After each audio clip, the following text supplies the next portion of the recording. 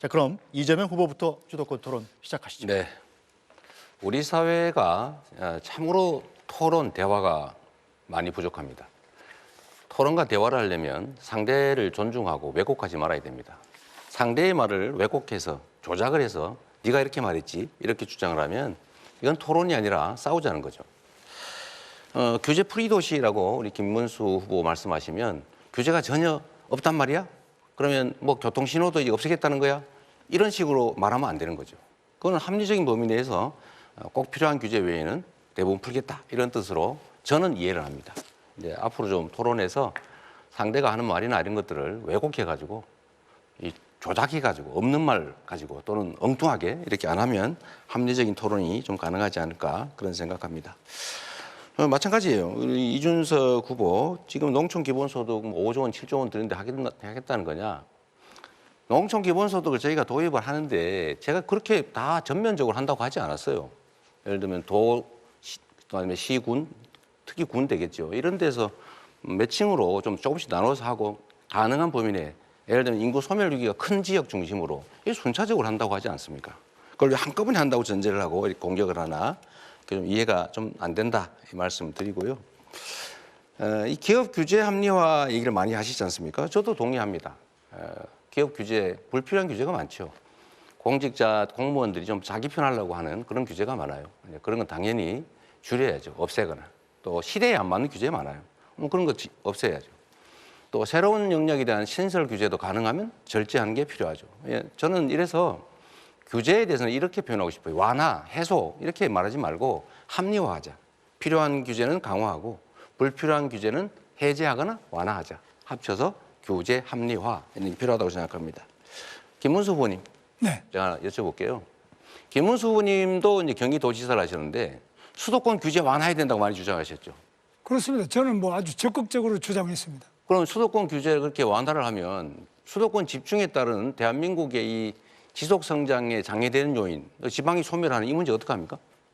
지금 수도권 규제 완화 중에 하나가 바로 평택 삼성 반도체 공장 120만 평이 규제 완화로 가능했고요.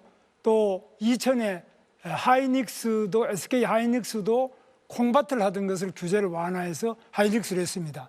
그럼 그것이 지방에 마이너스가 됐습니까? 다 외국으로 가려고 하는 기업을 제가 유치를 해가지고 지방 사람들도 거기 와서 다 취업을 하고 그게 지방에 무슨 문제가 있습니까? 알겠습니다. 말씀의 취지는 합리적인 범위 내에서 완화하자는 거지 수도권을 대폭 규제를 풀어가지고 팽창시키자 그건 아니란 말씀이죠? 제 주장은 아니 잠깐만 그 제 말씀이시죠? 주장은 지방을 우선 해제하고 그 다음에 수도권도 자, 합리적인 해제를 하자. 규칙은 좀 지켜가면서 하시면 좋을 것 같아요. 어쨌든 알겠습니다. 근데 아까 규제 프리 도시 말씀도 하셨잖아요. 네. 저는 수도권에 대한 규제를 합리화할 필요가 있다. 예를 들면 말씀하신 것처럼 규제를 안 풀어주면 해외로 나갈 기업들 이런 건 우리가 받아야 되겠죠. 해제 완화를 해서 잡아놔야 되겠죠. 해외에서 기업이 들어오는데 수도권 외에는 도저히 갈 수가 없다. 뭐 그런 경우는 필수적이니까 하는데 그 외에 수도권의 용도 규제를 완화한다든지 일반적 규제를 완화한다든지 이런 건 좀 하면 안 된다. 그건 지방에 대해서 기회를 박탈하는 거다. 이 생각을 말씀을 드리고 저는 시장 또 도지사를 할 때도 이 주장은 계속했다는 말씀을 좀 드립니다. 우리 다른 분한테 한번 여쭤보려고 해요. 이 지방을 다녀보면 지금 실제로 매우 심각하잖아요. 지방 소멸 문제가. 근데 지방 소멸을 막기 위해서는 지방에 기업도 있어야 되고 학교도 있어야 되고 주거 문화, 뭐 생활 환경도 좋아야 되고 지방의 사람이 서울로 오지 않게 뭔가를 해야 되는데 저는 거기에 핵심적 요소가 몇 개 있다고 생각해요.